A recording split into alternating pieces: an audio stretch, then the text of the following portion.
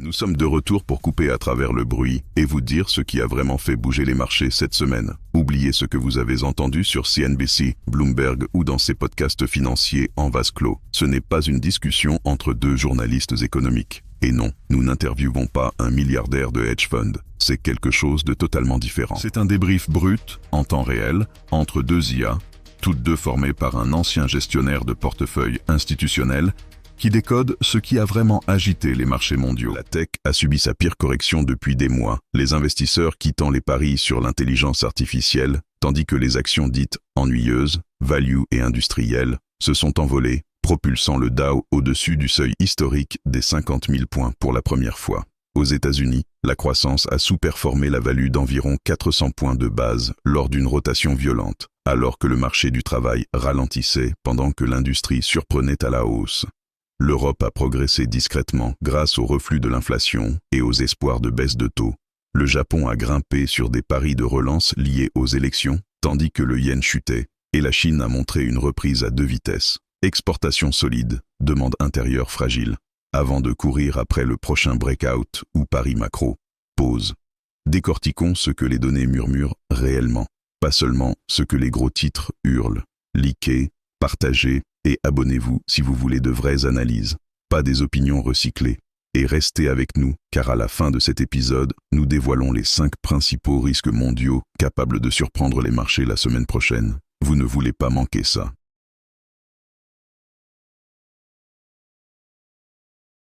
Bon, le constat de la semaine, il est assez limpide en fait. Après des mois de fêtes quasi ininterrompues, on a une sorte de gueule de bois collective sur la tech. Les géants américains de l'IA, qui semblaient invincibles, viennent de vivre leur pire semaine depuis, une éternité. Du coup, la grande question que tout le monde se pose, c'est est-ce que la fusée d'intelligence artificielle est en train de caler? C'est exactement ça, une véritable gueule de bois. L'euphorie a laissé place au mal de tête. Et pendant que les stars de la tech prenaient un peu l'eau, d'autres acteurs, beaucoup plus discrets, eux, ont tranquillement continué leur chemin. Les petites capitalisations, la value? Voilà, je parle des petites capitalisations et de ce qu'on appelle les titres value, ces entreprises plus traditionnelles, jugées un peu sous-évaluées. C'est un retournement de situation assez fascinant. Et tout ça sur un fond de tableau économique plein de contradictions. Oui, on a d'un côté un marché du travail américain qui fatigue. Qui donne des signes de fatigue, oui, mais un secteur industriel qui, contre toute attente, repart de plus belle. Et ce n'est pas qu'une histoire américaine, on sent que les plaques bougent un peu partout. L'Europe, elle, semble presque euphorique. La Banque d'Angleterre est à deux doigts de baisser ses taux. Le Japon flambe juste avant une élection cruciale. Et la Chine? Reste la Chine. Un puzzle comme toujours. Exactement. Alors, au programme aujourd'hui, on fait le tour du monde pour comprendre qui gagne, qui perd dans ce grand remaniement. Ensuite, on se projette sur la semaine prochaine avec les rendez-vous clés et surtout les 5 points de friction où tout pourrait basculer. Allez, on commence par l'épicentre du séisme, les États-Unis. Les chiffres de la semaine y dessinent un marché complètement schizophrène. Ah oui, complètement. D'un côté, le Nasdaq, l'indice tech, chute de 1,84%. De l'autre, le Dow Jones, les vieilles industries, qui franchit le seuil historique des 50 000 points. Et le Russell 2000, les petites boîtes qui affichent des gains très solides. C'est un grand écart spectaculaire. C'est bien plus qu'un grand écart, c'est une bifurcation. Les fameux titres value ont surperformé les titres de croissance, donc la tech, de 4%. Pour donner l'échelle, on dit 400 points de base dans le jargon, mais c'est bien 4%. C'est un écart colossal sur une seule semaine. Un vrai séisme de conviction. Exactement. Et ce qui est passionnant, c'est que ça révèle un changement de psychologie. Après l'euphorie de la promesse de l'IA, les investisseurs se réveillent et commencent à regarder la facture. Ils réalisent que l'IA, c'est aussi des coûts monstrueux en énergie, en puces, et que le chemin vers la rentabilité est peut-être plus long que prévu. Et en parallèle de ce doute sur la tech, on a les données sur l'emploi qui semblent confirmer un vrai refroidissement. On a été bombardé de chiffres cette semaine. Oui, et ils vont tous dans le même sens. C'est comme si le marché du travail américain envoyait des signaux de fatigue de partout. L'enquête ADP sur le privé est quasi à l'arrêt, seulement 22 000 créations d'emplois. Le rapport JOLTS, qui mesure les offres d'emploi, est tombé à son plus bas depuis 2020. Et le plus marquant, c'est le rapport Challenger sur les licenciements, non? Oui, 108 000 suppressions de postes annoncées en janvier. C'est le pire mois de janvier depuis la grande crise financière de 2009. Pour la première fois depuis longtemps, le rapport de force semble basculer des employés vers les employeurs. Alors là, il y a un chiffre qui détonne complètement dans ce paysage un peu morose. L'indice ISM manufacturier. Il ne remonte pas, il explose à la hausse à 52,6. C'est la première fois en un an qu'il est en territoire d'expansion. C'est totalement contre-intuitif. Comment on explique ça? C'est la pièce du puzzle qui nous oblige à tout voir un peu différemment. Ça suggère que, même si le marché de l'emploi se calme, la demande pour les biens industriels, elle, est en plein rebond. On recommence à construire, à produire, C'est un signal très fort? très fort. Et si on connecte tous ces points, on arrive à une conclusion un peu nuancée. Attendez, la conclusion, c'est que le marché est en mode rotation du risque. C'est l'explication qu'on entend partout. Mais quand le moteur principal du marché, la tech, cale aussi brutalement, est-ce que ce n'est pas juste une façon polie de dire que les investisseurs sont devenus beaucoup plus frileux et qu'ils se cachent? C'est une excellente question, mais je ne pense pas que ce soit de la peur. Je pense que c'est un redéploiement intelligent. Les investisseurs ne fuient pas le marché. Ils se demandent simplement où se trouve la croissance la plus sûre et la moins chère maintenant. Ils vendent une promesse lointaine et chère, l'IA, pour acheter du concret, du tangible, et du moins cher, l'industrie, la value. C'est une réévaluation du risque, pas une fuite. C'est ça. Le marché dit simplement que le ralentissement économique sera progressif, pas une catastrophe, et qu'il y a de la valeur à trouver en dehors des 7 magnifiques. D'accord, je vois. On a donc cette rotation très claire aux États-Unis. Est-ce qu'on observe le même mouvement de prudence en Europe où l'ambiance y est différente? C'est tout le contraire. L'Europe est sur son petit nuage. Le stock 600 prend 1%, le CAC 40 à Paris caracole avec plus 1,81%. On est sur des sommets. L'ambiance est à l'optimisme? Oui, pour 2 raisons très claires. La première, c'est que la bataille contre l'inflation est en train d'être gagnée.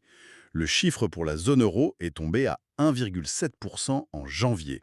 On est sous la barre des 2%, c'est une vraie victoire. Et la deuxième raison, j'imagine, la Banque centrale européenne? Exactement. La BCE a maintenu ses taux, mais surtout, son discours a été très rassurant. Elle a mis l'accent sur la résilience de l'économie. Quand une banque centrale vous dit que l'inflation baisse et que l'économie tient bon, c'est le cocktail parfait pour les marchés. Mais attendez, si l'inflation baisse et que la BCE est rassurante, on pourrait s'attendre à ce que le consommateur européen se lâche un peu. Pourtant, vous semblez dire que ce n'est pas tout à fait le cas. Qu'est-ce qu'il retient? C'est là que se trouve l'astérisque. Le consommateur européen va bien, mais les ventes au détail ont un peu reculé en décembre. Il y a encore les cicatrices de la crise énergétique. Le rallye européen est donc nourri par ce duo idéal, baisse de l'inflation et stabilisation de la croissance, mais il reste fragile. Disons que la fête a commencé, mais tout le monde garde un œil sur la sortie. Intéressant. Restons en Europe, mais passons de l'autre côté de la Manche.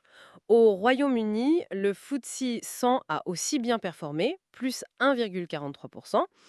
La Banque d'Angleterre a maintenu ses taux, mais c'est dans le détail du vote que tout s'est joué. C'est ça, Sam? Ah oui, là, c'est du grand spectacle.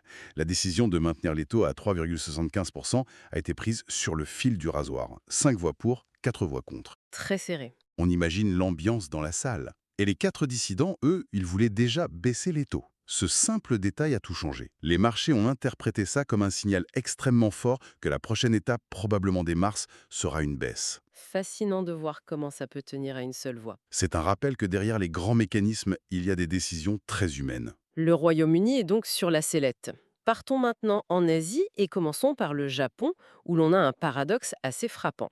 La bourse de Tokyo explose, le Topix bondit de 3,72%, mais en même temps, le yen s'effondre. Comment est-ce possible? C'est un scénario très classique au Japon. Un rallye d'optimisme politique. Le pays est à la veille d'élections législatives, ce 8 février, et les investisseurs parient massivement sur une victoire du gouvernement en place. D'accord, donc ils anticipent la suite. Ils anticipent un nouveau mandat pour une politique de relance budgétaire massive, dépenses publiques, etc. C'est évidemment une excellente nouvelle pour les actions japonaises, mais une très mauvaise nouvelle pour la monnaie. Pourquoi mauvaise pour la monnaie, Sam? Parce que plus de dépenses publiques, ça veut dire plus de dettes.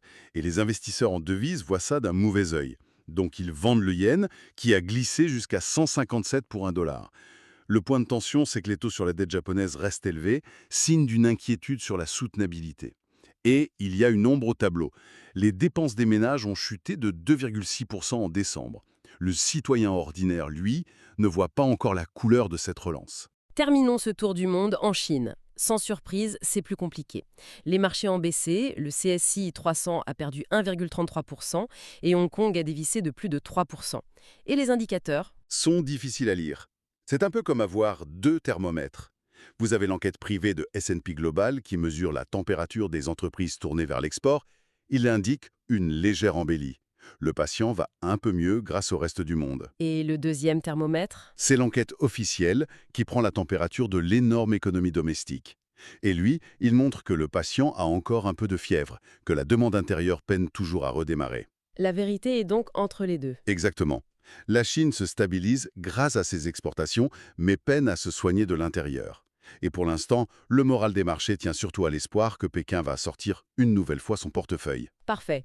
Ce tour du monde nous laisse avec une image assez complexe. On a beaucoup d'incertitudes. Identifions ensemble les points de friction, les 5 moments clés de la semaine prochaine. D'abord, le calendrier. C'est une semaine dense, avec des publications américaines retardées.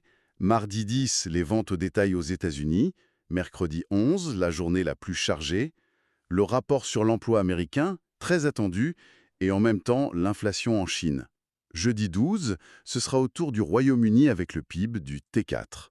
Et enfin, vendredi 13, le clou du spectacle, l'inflation américaine, le fameux CPI. Le décor est planté. Passons au risque. Risque numéro 1, le rapport sur l'emploi américain de mercredi pourrait être une bombe. Absolument. Après tous les signaux faibles, ce rapport officiel, c'est le juge de paix. C'est le tie-breaker entre le camp de l'atterrissage en douceur et celui de la récession. Le risque est double. Un chiffre trop mauvais et les craintes de récession explosent. Un chiffre trop bon et c'est la peur de voir la Fed maintenir ses taux élevés qui revient. Le marché marche sur une corde raide. Complètement. Risque numéro 2, dans la même veine, la surprise de l'inflation américaine vendredi. Le CPI, c'est le grand interrupteur de la volatilité. Surtout maintenant que l'appétit pour le risque dans la tech est si fragile.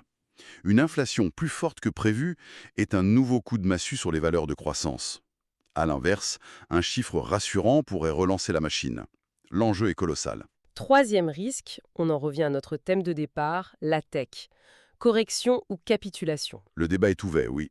Est-ce que les investissements massifs dans l'IA étaient visionnaires ou le symptôme d'une bulle? Le risque principal, c'est qu'une nouvelle vague de baisse sur les méga-capitalisations aspire tout le marché vers le bas, même si le reste résiste. Un rebond, à l'inverse, relancerait le débat sur la concentration extrême du marché. Quatrième point de friction, le verdict de la croissance britannique jeudi. C'est un point de bascule. On a une Banque d'Angleterre divisée à 5 contre 4, prête à changer d'avis. Ce chiffre du PIB peut soit valider l'anticipation d'une baisse des taux en mars, soit la pulvériser. Un chiffre faible et la livre sterling pourrait chuter.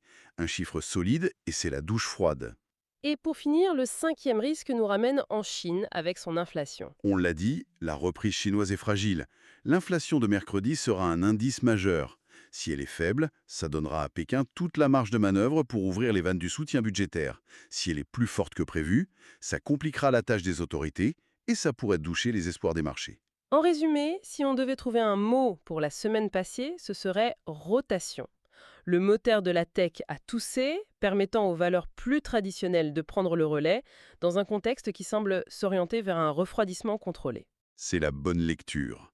Et la semaine qui s'ouvre sera un test de résistance pour ce nouveau narratif. Tout va se jouer sur le duo emploi-inflation aux États-Unis. Ce sont les deux chiffres qui donneront le là. En arrière-plan, le PIB britannique et l'inflation chinoise seront les arbitres mondiaux.